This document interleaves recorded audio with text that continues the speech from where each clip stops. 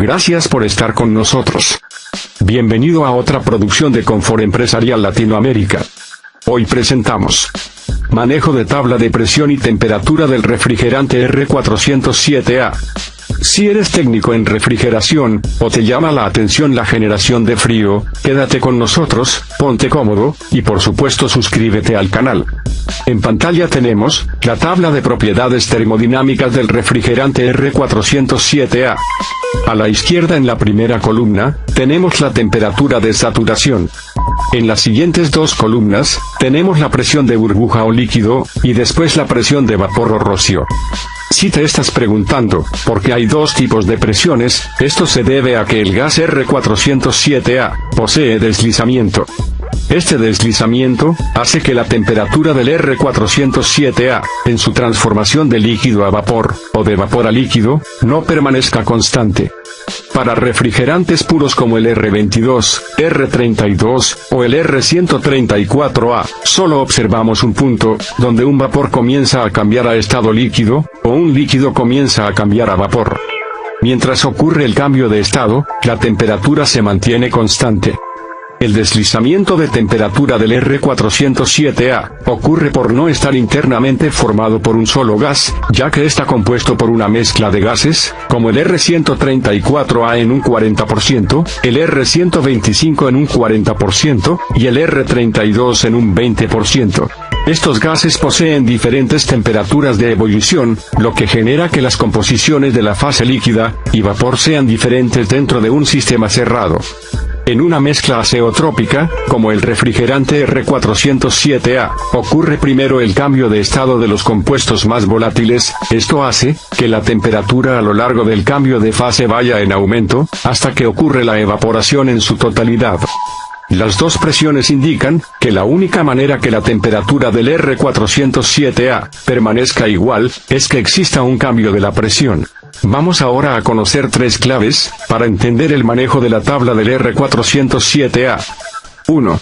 La temperatura de evaporación promedio del R407A se ubica entre la temperatura en la que el refrigerante comienza a hervir, a la salida del dispositivo de expansión, y en la que deja de hervir en la parte final del evaporador. 2.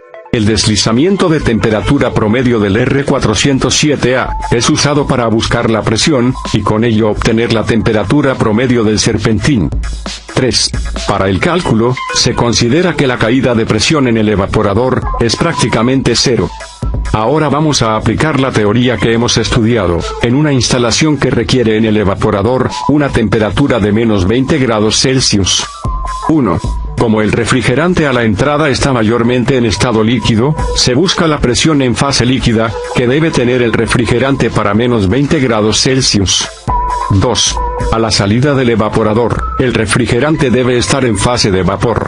Ahora, como la presión no debe cambiar en el evaporador, con el mismo valor de presión de entrada, se busca la temperatura que va a tener el refrigerante a la salida, producto del deslizamiento. 3. Podemos ver que la temperatura en fase de vapor, a la salida del evaporador es menos 14 grados Celsius. 4. Entonces en fase líquida a la entrada del evaporador, la temperatura es menos 20 grados Celsius, y con ese mismo valor de presión, la temperatura en fase de vapor, a la salida del evaporador, es de menos 14 grados Celsius. 5. Si analizamos el cambio de temperatura, entre la entrada y salida del evaporador por deslizamiento, es una ganancia de 6 grados Celsius. 6. Podemos suponer que en la mitad del evaporador, la temperatura se ha incrementado en la mitad, es decir, una ganancia de 3 grados Celsius. 7.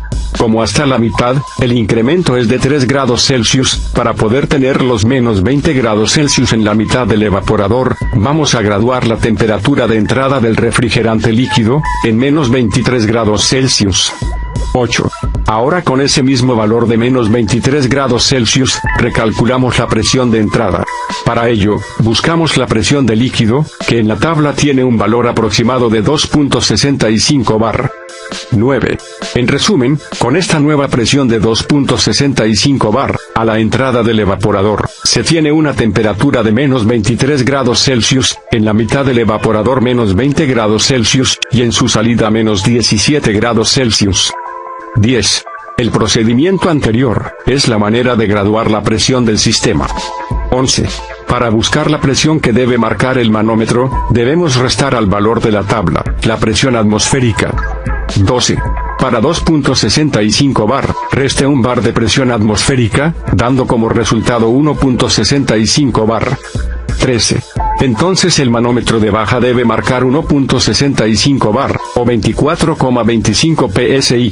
¿Cómo calcular el sobrecalentamiento con gas refrigerante R407A en una instalación, con la tabla de propiedades? Siga los siguientes pasos. 1. Con la instalación en funcionamiento, con la carga térmica normal de productos, mida la temperatura a la salida del evaporador, use un termómetro con buena apreciación. Vamos a suponer un valor de menos 15 grados Celsius. 2. Con la presión de trabajo de baja, en este caso 1.65 bar de manómetro, o 2.65 bar absoluta, busque en la tabla la temperatura que debería tener el refrigerante en estado de vapor saturado, a la salida del evaporador. 3. Para encontrar el valor de la temperatura en fase de vapor en la tabla, use la columna de presión de vapor. 4. Con 2.65 bar de presión, la temperatura de vapor saturado, a la salida del evaporador, es de menos 17 grados Celsius. 3. Reste la temperatura medida con el termómetro, en este caso menos 15 grados Celsius, al valor de la tabla en este caso menos 17 grados Celsius. Esta diferencia será el sobrecalentamiento del refrigerante, en este caso el resultado es 2 grados Celsius. Ahora, para que todos los términos queden bien claros, vamos a mostrar y evaluar el proceso mencionado. 1. Aquí tenemos la presión del refrigerante, 2.65 bar de presión absoluta, o 1.65 bar de presión manométrica. 2. Con este valor de presión, el refrigerante R407A entra con menos 23 grados Celsius, en estado mayormente líquido al evaporador. 3. Como la presión en el evaporador no debería cambiar, si queremos ver la temperatura a la salida, solamente buscamos en el diagrama la temperatura, pero ahora en fase de vapor. 4. Observamos como la temperatura de salida es ahora de menos 17 grados Celsius, sin tomar en cuenta el sobrecalentamiento. 5. Según lo dicho anteriormente, la temperatura del refrigerante, a la salida del evaporador, medida por el termómetro, era de menos 15 grados Celsius, de esa manera estamos ubicados en este punto.